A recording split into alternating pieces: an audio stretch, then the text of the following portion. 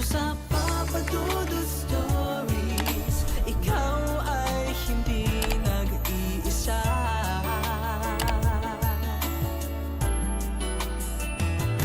Dito sa Papa Dudut Stories, may nagmamahal sa'yo.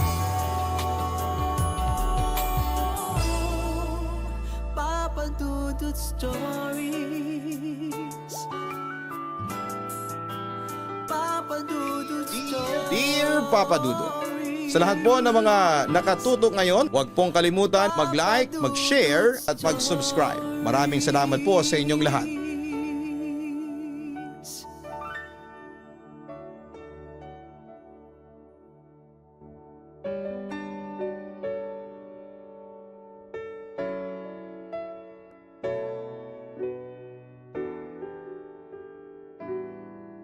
Magandang araw po sa inyong lahat. Ako po si Masi, 52 years old na sa ngayon.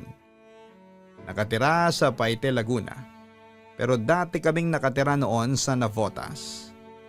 Dati ako nangangalakal ng basura sa Navotas. Sa Tampakan na rin kami nakatira ng asawa kong si Jojo noon. Barong-barong lang ang tirahan namin noon. Gawa sa pinagtagpi-tagping yero, kahoy at trapal. Sa tuwing uulan ay parang may paligsahan ng tulo sa loob ng bahay. Pero kahit gaano kahirap ang buhay, hindi ko iniwan ang lugar na ito. Kasi dito nagsimula ang lahat, kasama ang asawa ko at ang anak naming si Jepoy. Ang anak naming hindi mo akalain na totoo. Papa Dudut, isinilang ang panganay naming anak sa mismong banig sa loob ng barong-barong namin. Wala kaming pambayad ng ospital noon, kaya kinapalang ko na lamang ang mukha ko at tinawag ang komadrona sa kabilang iskinita. Nang lumabas ang sanggol, akala ko'y normal ang lahat. Pero paglapit ko kay Jojo at sinilip ko ang anak namin ay halos mapaatras ako. Ang mukha ng anak ko ay punong-puno ng buhok, makapal at parang balahibo ng unggoy. Hindi lang yon, may dalawang ari ang anak namin, isang pambabae at isang panlalaki.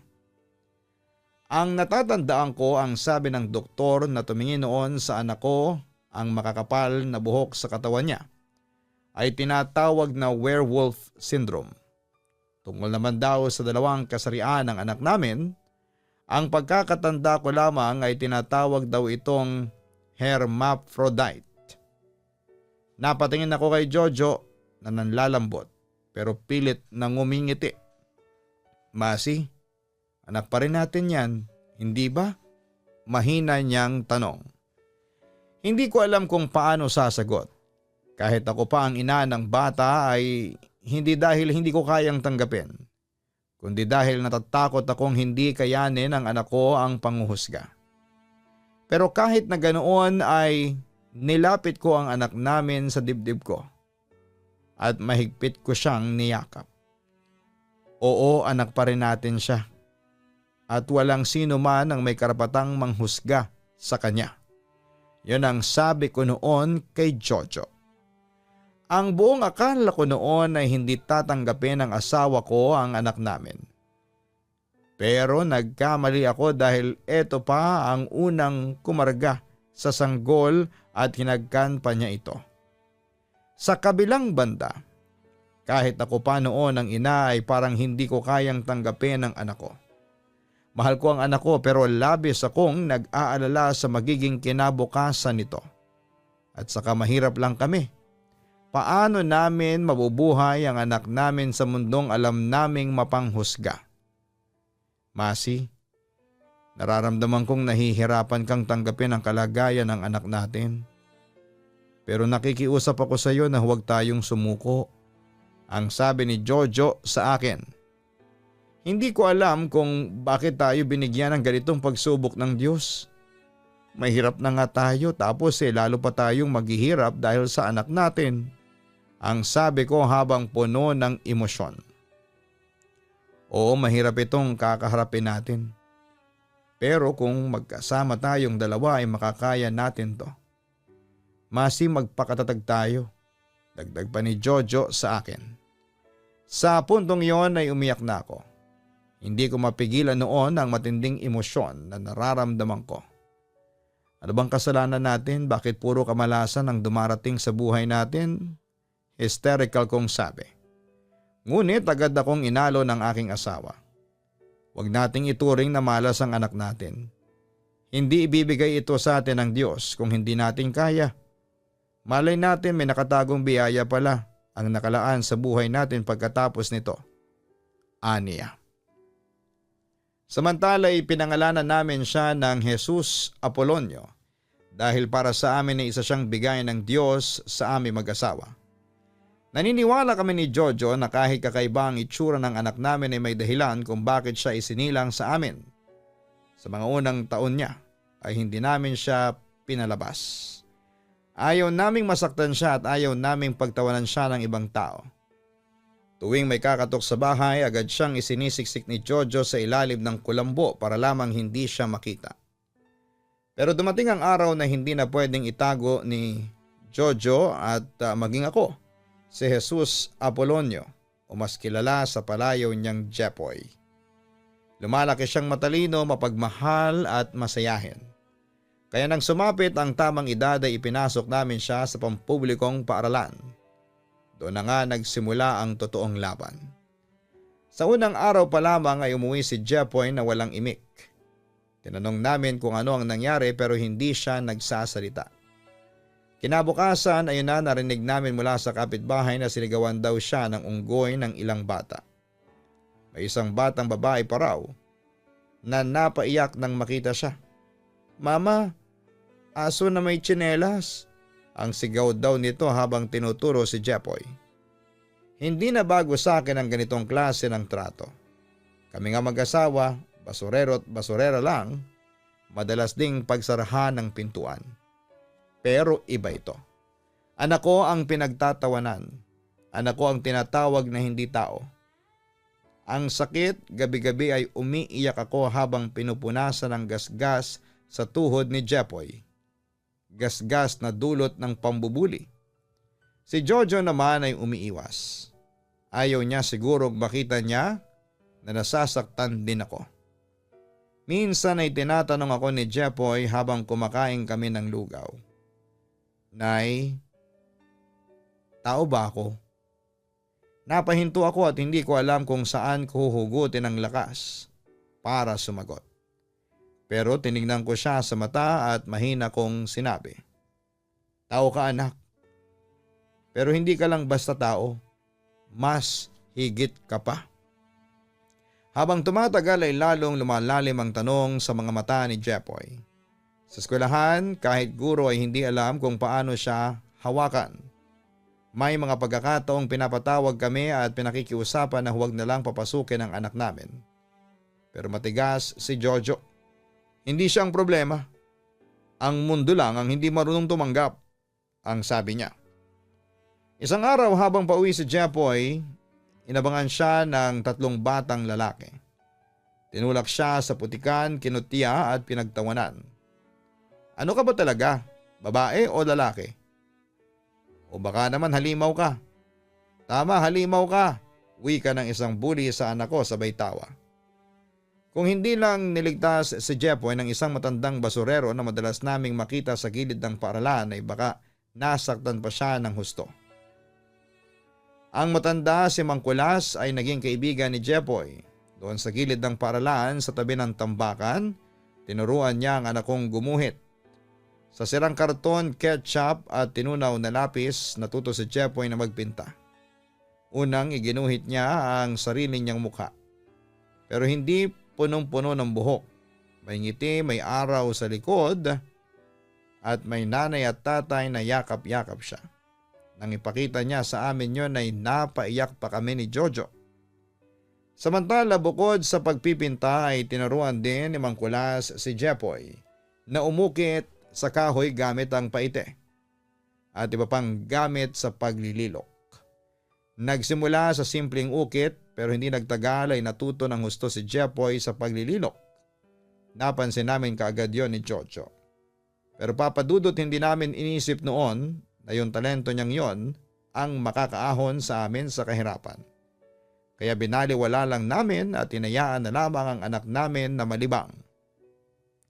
Sa kabilang banda, isang guro ang nakakita sa mga likhang painting ni Jepoy at inalok siyang sumali sa isang art contest sa distrito.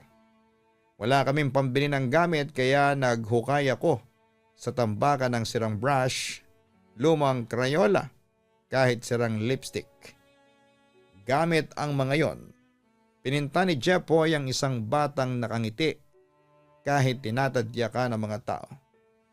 Pero sa likod niya ay may liwanag at may hawak siyang bandila na may nakasulat, "Ako ay ako." Hindi man siya nanalo ay may isang artist na napadaan sa event na humanga sa gawa ni Jepoy. Nilapitan kami at pwede ko ba siyang turuan sa studio ko sa bayan? Libre lang. Sayang ang talento niya. Napatingin ako kay Jojo. Sa unang pagkakataon ay hindi kami pinagtawanan. May isang taong naniwala sa anak namin. At sa gabing yon habang natutulog si Jepoy ay pinagmasdan ko siya. Kahit balahibuhin ang mukha niya, kahit na hindi maintindihan ng mundo ang pagkatao niya, isa lang ang malinaw sa akin, anak ko siya. At walang makakapagpabago noon. Lalong wala silang karapatang alisin sa kanya ang karapatang lumigaya. Papadudot lumipas ang maraming taon mula nang unang ipasok namin si Jepoy sa eskwelahan. Sa kabila ng mga patong-patong na panghuhusga, kinaya niya. Hindi siya tumigil, hindi siya bumigay. Sa bawat panlalait, sa bawat batong itinapon ng mundo, ipinangako niya sa sarili niyang babalik siya. Hindi para gumanti, kundi para patunayan na karapat-dapat siyang mabuhay, mahalin at igalang. Nang magbinata na si Jepoy, una kong napansin kung paanong nagiba ang kanyang anyo. Mas sumaba ang kanyang katawan, mas naging tikas ang kanyang tindig. Pero nanatiling balahibuhin ang kanyang mukha. Sa kanyang mga mata na dati puno ng lungkot ay may kakaibang ningning na ngayon ang lumulutang. Lakas ng loob. Simula nang turuan siya ni Mang Kulas ng sining ay hindi na siya huminto pa sa pagpipinta at paglililok. Sa tambakan, sa dingding ng bahay, sa punit na karton, kahit sa mga basurang plywood na hinahakot ko galing sa pier. Lahat yun ay ginawang canvas ni Jepoy. At kapag nakakakita siya ng mga itatapong kahoy ay kinukuha niya yon at ginagawa niyang muebles tulad ng upuan, tapos ay nilalagyan niya yon ng design na kadalasan ay sarili niyang mga tema. At habang pinipinta o nilililok niya ang mundong hindi siya matanggap, ay unti-unti rin niyang binubuo ang sarili niyang pagkatao. Hindi na niya tinatakpan ang mukha niya. Hindi na siya naiilang sa dalawang ari na nasa pagitan ng kanyang mga hita. Bagkos ay ginagawa niya itong bahagi ng kanyang sining. Isang anyo ng protesta sa mga pamantayang hindi kailanman kinonsulta ang mga katulad niya. Isang araw habang naglalako ako ng mga bakal sa isang junk shop, may lalaking lumapit sa akin, may hawak siyang cellphone. "Kayo po ba ang nanay ni Jepoy, si Aling Masi?" tanong niya. Napaangat ako ng kilay. "Oho, bakit? May ginawa po ba ang anak ko?" Halos matagal bago siya sumagot. Tiningnan niya ako at pagkatapos ay ipinakita ang isang litrato. Larawan ni Jepoy na nakaupo sa harap ng isang mural. Ang mural ay may larawan ng isang batang lalaking nakaluhod umiiyak habang pinapalo ng isang anino. Sa gilid ay may linyang nakasulat na hindi kasalanan ng maging iba. Kasalanan ng mundo ang hindi tumanggap. "Napakagaling po ng anak ninyo," sabi ng lalaki. "Isa po kong curator sa isang gallery sa Quezon City. Gusto po sana namin siyang imbitahan para sa isang youth art exhibit." Halos hindi ako makapaniwala. Umiling ako at pilit na pinipigil ang luhang gustong pumatak. "Hindi kami sanay sa ganito ang sabi ko. Nanginginig ang boses. Simulat sa pool ay puro pintas lang ang inaabot ng anak ko. Ngayon ay sinasabi ninyong may saysay ang ginagawa niya? Tumango ang lalaki. Hindi lang po may saysay, Aling Masi. Inspirasyon siya, sabi nito sa akin. Pagka-uwi ko ay agad kong niyakap si Jepoy at hindi ko na siya pinigilan pang sumama. At mula noon ay araw-araw siyang bumabiyahe papunta ng Quezon City.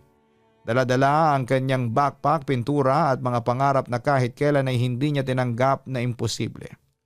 Sa gallery ay natutunan niyang gumamit ng tunay na materyales, oil paints, acrylics, canvas, brushes na hindi putol ang buhok. At higit sa lahat ay natutunan niyang makihalubilo sa iba pang mga kabataang artist. May kapansanan man o wala, may itsura man o katulad niyang palaging tinutulak sa gilid ng lipunan. Doon niya rin nakilala si Maylin.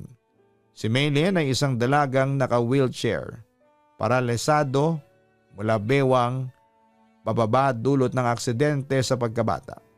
Siya ay tahimik, mapagmasid at may mga matang hindi nangangailangan ng salita para magsalita. Isa rin siyang pintor pero hindi tulad ni Jepoy, mas sanay siyang gumuhit ng mga imahe ng kapayapaan. Mga ibon, ulap at ilog na may bahagharning nakasabit sa dulo. Unang beses silang nagkakilala, kapwa sila tahimik. Pero makikita mong may nag-uusap sa pagitan nila. Parang dalawang kaluluwang parehong pagod. Parehong gutom sa pag-unawa. Parehong sugatan. Sa bawat araw na lumilipas ay mas lalo silang nagkakalapit. Hindi sila nag-iibigan sa paraang ng karaniwan. Walang harutang holding hands. Walang kilig na nakikita sa mga teleserye. Ang kanila ay dahan-dahan, tahimik, matatag at totoo. Isang gabi ay nadatnang ko silang magkasama sa maliit na kubo malapit sa studio. May dalang sketchpad si Maylin at ipinakita niya kay Jepoy ang isang drawing. Larawan yon ng dalawang nilalang. Isa ay balahibuhin, isa ay nakaupo sa wheelchair. Sa gitna nila ay isang bulaklak na sumisibol mula sa basag na simento. Para saan yan? Bulong pa ni Maylin. Hindi ko alam kung ano ang nangyari sa puso ng anak ko ng gabing yon. Pero pag uwi namin ay niyakap niya ako. Nay, sabi niya, may isang tao palang kayang mahalin ang kabuuan ko. Kahit yung bahaging ni ako ay hirap tanggapin noon. Lumipas ang ilang buwan ay naging opisyal ang exhibit ni Jepoy. Hindi na lang siya kalahok, siya na mismo ang tampok. Ang kanyang mga obra ay ginawang koleksyon na pinamagatang We Belong. Doon niya ipininta ang mga mukha ng mga itinuring na hindi normal. Isang batang may cleft palate na nakangiti. Isang lalaking may vitiligo na yumayakap sa sarili. Isang batang kalbo na umiiyak habang hawak ang salamin at syempre hindi nawala ang sariling imahe ni Jepoy. Balahibuhin pa, may ngiti pa rin at may hawak na larawan ng kanyang mga magulang. Maraming humanga at maraming napaluha at maraming nagpahayag ng inspirasyon. Pero sa likod ng lahat alam kong hindi pa rin tapos ang laban kasi kahit maraming pumapalakpak ay may ilan pa rin nang babatikos. Ilan sa mga narinig kong komento laban sa aking anak ay ginagamit lang niya ang itsura niya para sumikat. Hindi yan art, awa lang ang pinuhunan. Pabida ang abnormal. Lahat ng yan papadudot ay nakita at narinig ko at higit sa lahat ay naramdaman ko ang sakit ng anak ko habang binabasa niya ang mga komento. Pero hindi siya bumigay at ipinakita niya sa akin ang isang bagong obra.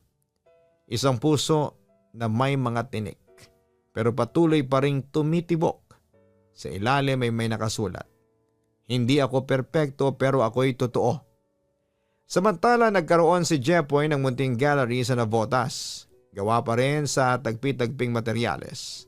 Pero punong-puno ng kulay.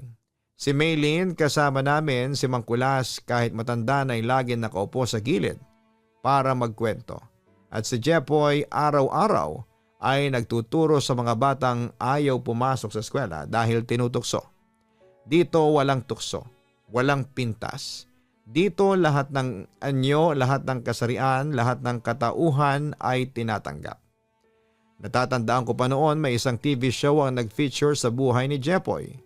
Sa huling bahagi ng isang panayam kay Jepoy sa TV, tinanong siya ng host, kung may isang mensahe kang gustong iparating sa mundo, ano yon? Tumingin siya sa kamera, ngumiti at sinabing wala akong ginustong maging kakaiba. Pero minahal ko ang sarili ko kahit pinandidirihan ng iba. At kung ako ang binansagang hindi normal ay kayang magmahal ng buo, bakit ikaw na normal daw, ay hindi mo kayang tumanggap ng iba? At doon ko napagtanto na hindi lang basta anak ang pinalaki ko. Isa siyang revolusyon, isang sining na humihinga, isang pag-ibig na walang kailangang ipaliwanag. Mula nang maisama sa exhibit ang mga likha ni Jepoy ay tila unti-unting nagbago ang ikot ng mundo sa paligid niya. Hindi ito naging madali bagamat may mga sumuporta ay marami pa ring mga nagdududa. Pero para kay Jepoy ay sapat na ang katotohanang may isang espasyong bukas para sa kanyang sining at higit sa lahat ay para sa kanyang pagkatao. Dahil sa tagumpay ng unang exhibit ay maraming gallery ang nag-alok na i-feature ang mga obra niya. At dito na rin nagsimulang umangat ang aming buhay. Dahil yung mga paintings and sculptures niya marami ang gustong bumili. Kinomisyon na rin siya ng mga mayayaman na gawan sila ni Jepoy ng painting o di kaya ay ribulto.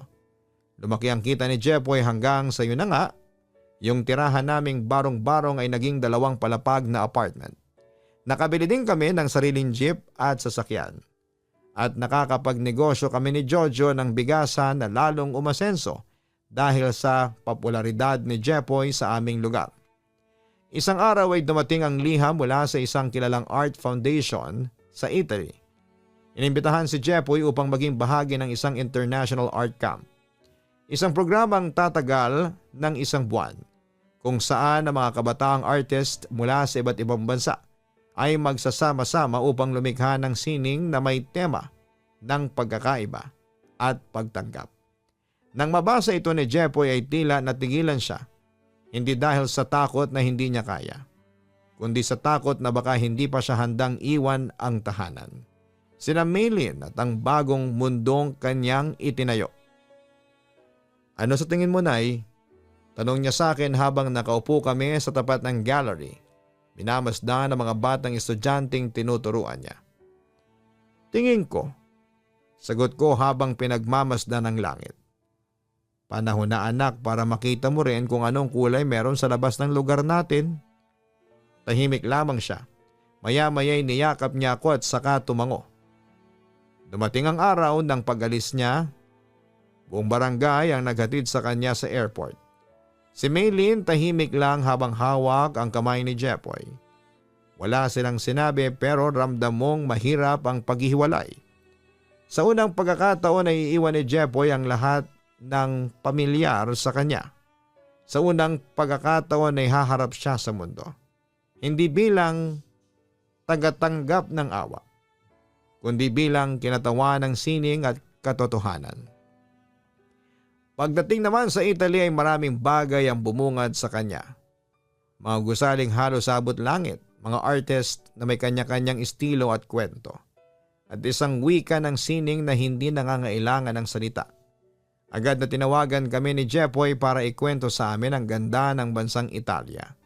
Siyempre kami ni Jojo ay sobrang proud sa anak namin. Pagkatapos noon ay may sinend siyang photo kasama ang iba't ibang mga artist mula sa iba't ibang bansa. At sa gitna nila ay nakatayo si Jepoy, isang bala-hibuhing binatang may 2 kasarian. Nang armas ay pintura at tapang. Siyempre natuwa kami ni Jojo at lalong naging proud sa aming anak. Samantala, ang kwento pa ni Jepoy sa amin ay hindi naging madali ang unang araw. Ilang beses siyang tinitigan, ilang beses siyang tinanong kung bakit ganon ang itsura niya. Ngunit sa halip na magtago, tinuruan siya ng mga kararasang ito na mas yakapin pa ang kanyang pagkakaiba. Sa bawat gabing tahimik sa dorm, gumuguhit siya ng mga larawang nagpapakita ng mga hindi napapansin. Isang bulag na umaawit sa ilalim ng tulay. Isang batang kalye na yakap-yakap ang sariling anino. at isang mukhang pinunit ng lipunan, pero muling pinagdikit ng pag-asa. Dahil sa husay niya ay naging tampok si Jepoy sa huling araw ng art camp. Ang kanyang likha, isang 8 by 10 feet na mural, ay nilagay sa gitna ng art plaza. Sa mural, ipinenta niya ang kanyang sariling imahe na nakatayo sa gitna ng iba't ibang mukha. Puti, itim, dilaw, bakla, tomboy, may kapansanan at may peklat sa puso. Sa ibabaw ng imahe ay may nakasulat na mga salitang isinulat niya gamit ang sariling dugo at pintura. Ang pagkakaiba ay hindi kahinaan. Ito'y lakas na pinili ng langit. Pagbalik niya ng Pilipinas ay sinalubong siya ng mga taong dati tumatawang, ngayon ay kumakaway. May mga batang lumapit at nagsabing, "Kuya, gusto ko rin pong magpinta ng sarili ko." At sa bawat salita ng paghanga ay unti-unting nahuhulog ang mga pader ng panghuhusga na dati itinatayo sa pagitan niya at ng lipunan. Sa kabilang banda ay hindi namin inaasahan na isang araw, dalawa pang magandang balita ang dadalhin ni Jepoy sa bahay. Una, isang medical result na nagpapatunay na isa talaga siyang tunay na biological male kahit pa na dalawa ang kanyang kasarian. Pangalawa ay sinagot na rin siya ni Maylin at magkarelasyon na silang dalawa. Siyempre buo ang suporta namin kina Jepoy at Maylin. Hanggang sa isang taon ang lumipas, nagpakasal na rin ang dalawa. At kahit na may physical disability si Maylin ay nabigyan niya ng normal na anak na lalaki si Jepoy. Oo, isang normal na sanggol at hindi balbunin. Sa ngayon, Papa Dudut, ay masaya na sa buhay sina Jepoy at Maylin at nauna silang tumira sa Paete, Laguna. Isang taon nang lumipas ay nagpasya na rin kami ni Jojo na samahan sila at eto nga kami ngayon, sama-sama pa rin kami. Kapag hindi busy si Jepoy ay katulong namin siya sa aming bigasan na itinayo namin dito sa Paete habang si Maylin naman at ako ay nagtutulong sa isa pa naming negosyo, ang pagtitinda ng mga furniture, sculptures at iba pang gamit at dekorasyon sa bahay na si Jepoy mismo ang gumawa. Papadudot, sana po ay kapulutan ninyo ng aral at inspirasyon ng kwento namin na ibinahagi ko sa inyo. Ang pag-asenso ay hindi yan nakadepende sa itsura at pisikal na anyo ng isang tao kundi sa kanyang determinasyon, diskarte at tapang na harapin ang buhay. Hanggang dito na lamang po ang aking sulat. Muli ay magandang araw po sa inyong lahat at maraming salamat. Lubos na gumagalang, Masi. Maraming salamat, Masi, sa pagbabahagi mo ng iyong kwentong puno ng inspirasyon. Ang kwento ni Jepoy ay patunay lamang na ang pag-unlad ay hindi lang nakadepende sa kung ano ang itsura o anyo ng isang tao. May kapansanan ka man o wala, basta matatag ang iyong kalooban. May eagerness at katulad ng sinabi ni Aling Masi na may determinasyon at diskarte ay kayang umasenso sa buhay.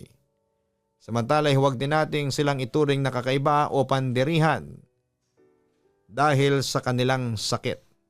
Alalahanin nating walang may gustong magkaroon ng ganong klaseng pagsubok. Ang Diyos mismo ang nagbigay noon sa kanila. Hindi para sila'y hamakin kundi para gabayan at tulungan. Hindi lang sila kundi lahat tayo na ma-realize na ang pag-asenso ay nagsisimula sa matinding pagsubok. Na kapag nalampasan mo ay hindi lang kaginhawahan ang dating kundi kasiyahan.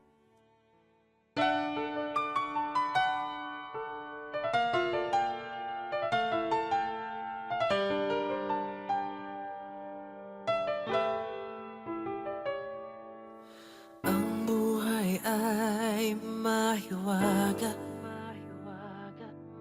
laging may lungkot at saya. Sa Papa Dudut Stories, laging may karamay ka.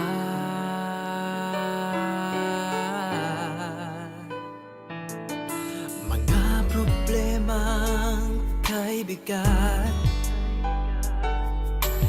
dito ay pakikinggan ka. Sa Papa Dudut Stories. Kami ay iyong kasama.